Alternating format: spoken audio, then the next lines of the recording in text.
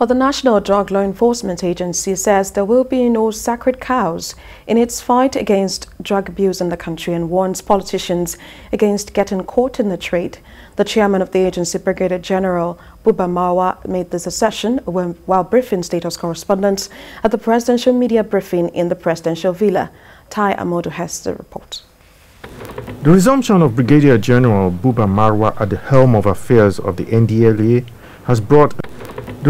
of Brigadier General Buba Marwa at the helm of affairs of the NDLEA has brought a new breath of life to the agency, as well as a realization that Nigeria is fighting a subtle but dangerous war against illicit drugs, with the country now both a transit and a consumer nation. What we are bringing to the table. General Marwa has taken on the task before him with all fervor, as can be seen in visible changes, including the establishment of a strike force to move against drug peddlers and increased use of sniffer dogs, which has led to more interceptions of smuggled drugs. The weaponization of asset forfeiture against arrested, jailed, or indicted drug barons is another step we've taken.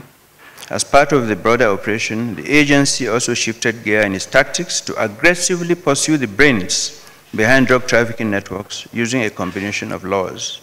Going after the assets is critical in this fight. The volume of seizures have also increased significantly, but there is now evidence that politicians are also complicit in the peddling of illicit drugs, and General Marwa promises that no one will be spared if found involved in drug trafficking. The NDLEA chairman believes removing the option of a fine when convicted will serve as a more stringent deterrence for drug traffickers, and is appreciative of the support the agency is getting from the National Assembly in amending its act. The National Assembly has been fully behind the NDLEA. There's no question about it. I've met with the leadership, and also we are working closely with the committees on narcotics in both the Senate and the House of Reps. General Marwa is emphatic that Nigeria cannot afford at this time to legalize the use of cannabis, especially with the high percentage of drug users in the country, and faults a governor who has been calling for this on grounds that cannabis has health benefits. There are 36 state governors and FCT minister. Why is it only one of them is pushing this agenda?